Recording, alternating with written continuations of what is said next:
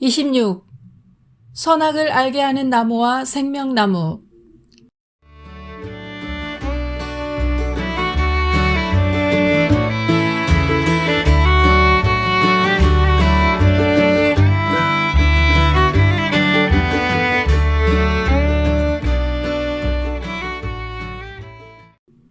창세기 2장에 의하면 하나님이 사람을 위해 에덴 동산을 창설하시고 그 땅에서 보기에 아름답고 먹기에 좋은 나무가 나게 하셨으며 그 가운데는 생명나무와 선악을 알게 하는 나무도 있었다.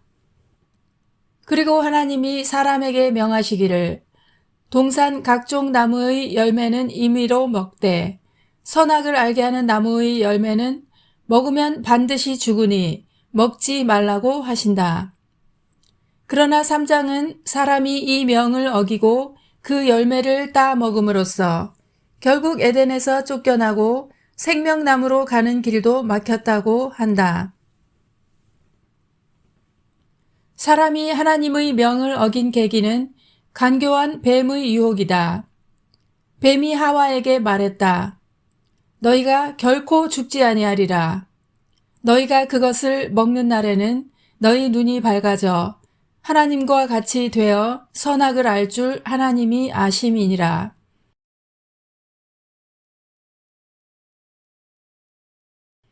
그의 말에 따라 하와가 그 나무를 보니 먹음직도 하고 보암직도 하고 지혜롭게 할 만큼 탐스럽기도 한 나무인지라. 결국 자신도 먹고 남편 아담에게도 주어 먹게 하였다. 이것이 이른바 타락이다. 그러면 하나님은 왜 이렇게 위험한 나무를 에덴 가운데 두셨는가? 사람이 자신의 말씀을 따르는지 안 따르는지 시험하시기 위해서라고 보는 이도 있다. 그러나 하나님은 아무도 시험하지 아니하신다는 말씀도 있으므로 이 설화에는 분명 다른 깊은 뜻이 있을 것이다. 우선 창세기 1장의 첫 번째 창조 설화를 보자. 저자는 하나님이 지으신 모든 것은 하나님이 보시기에 심히 좋았다고 한다. 그렇다면 선악을 알게 하는 나무도 본디 선한 것이며 반드시 있어야 할 이유가 있고 또 잘 보존되어야 한다. 창세기 2장의 두 번째 창조 설화는 하나님이 사람에게 에덴을 경작하며 지키게 하셨다고 한다.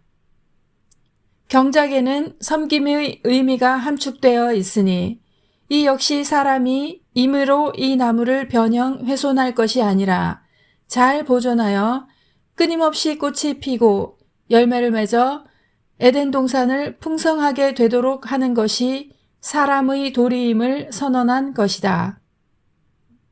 그 열매에 손대지 말라는 하나님의 금령은 이런 의미로 해석할 수 있다.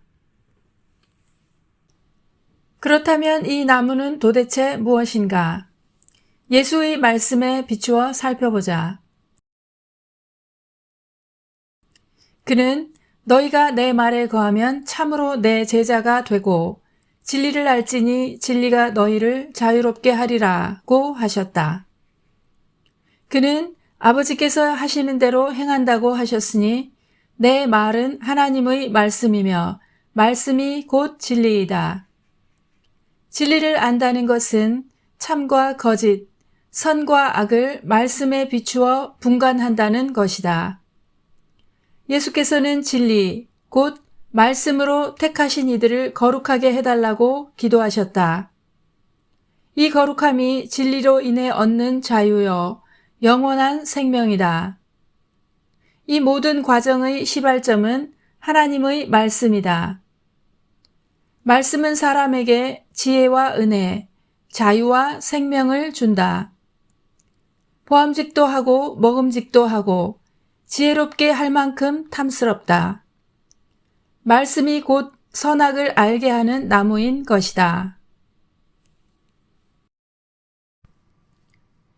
이 말씀은 잘 보존되어서 때와 장소에 따라 갱신됨으로써 늘 사람과 만물에 생명을 불어넣을 수 있어야 한다. 하나님은 이 일을 사람에게 맡기셨다. 그래서 사람이 하나님의 형상이다. 형상은 대리자를 의미한다. 그런 사람이 누구인가? 모세를 비롯하여 말씀의 담지자들이 많이 있었지만 최종적이고 완전한 말씀은 그리스도 예수에게서 드러났다. 그러므로 저 에덴의 선악을 알게 하는 나무는 바로 그분, 예수이시다.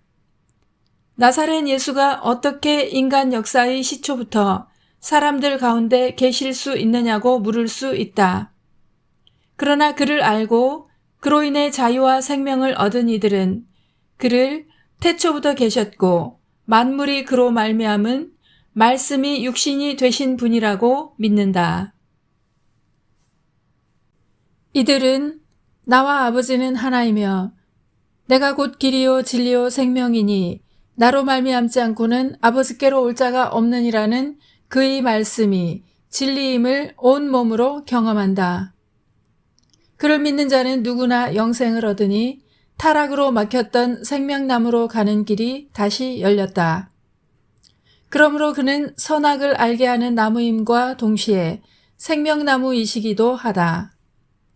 그 안에서 두 나무가 하나가 되었다.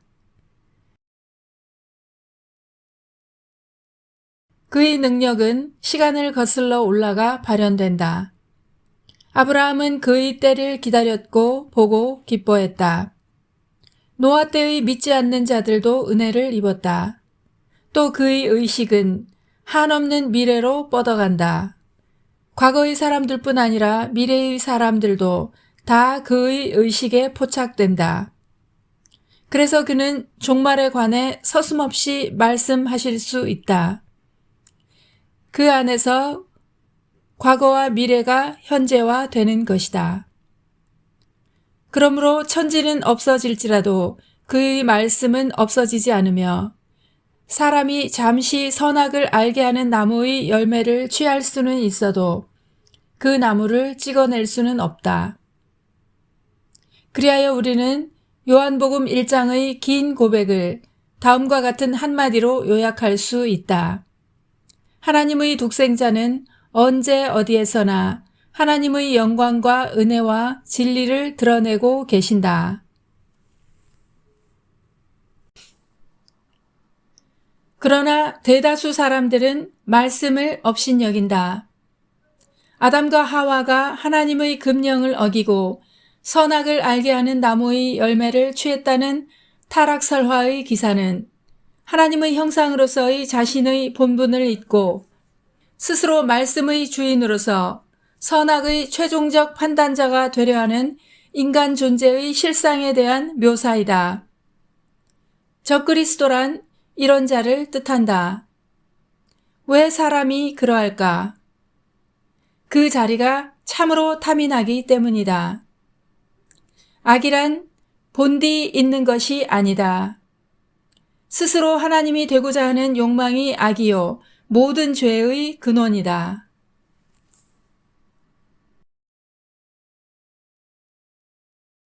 하나님의 형상인 사람은 자신의 내면에 숨어있는 이 욕망까지도 파악하고 제어해야 한다. 사람에게는 그럴 능력이 있으며 하나님에 대한 믿음과 순종으로 이를 이루어내야 한다. 하나님은 사르리를 품은 가인에게 죄가 너를 원하나 너는 죄를 다스릴지니라고 하셨다. 선악을 알게 하는 나무의 열매를 보존하는 것은 이 길을 따라 하나님과 하나가 되는 것이요. 그 열매를 따먹는 것은 이 길을 버리고 스스로 하나님이 되는 것이다. 가인은 두 번째 길을 갔고 예수께서는 앞의 길이 무엇인지 명확히 보여주셨다. 겟세마네의 기도를 보라. 아빠, 아버지여, 아버지께는 모든 것이 가능하오니 이 잔을 내게서 옮기시옵소서. 그러나 나의 원대로 마시옵고 아버지의 원대로 하옵소서.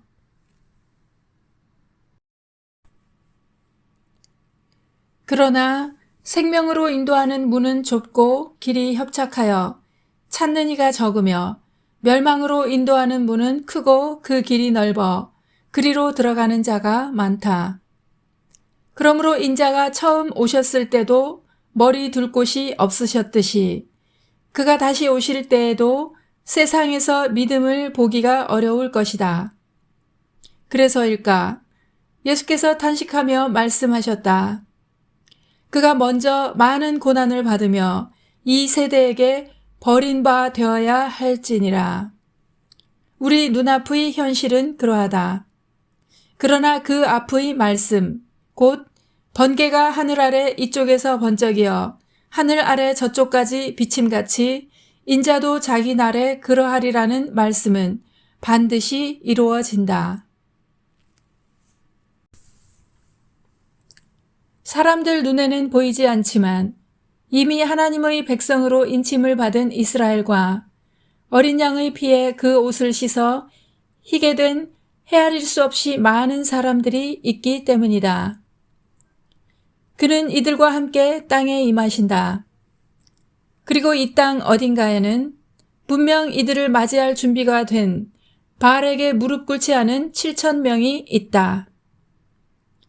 흙에 머리를 쳐박고 사는 이들이 온 땅에 가득하다 한들 하나님의 생기가 끊어진 자들이 하나님의 아들 예수와 하나님의 생기로 가득 찬 이 거룩한 사람들을 결코 이길 수 없다.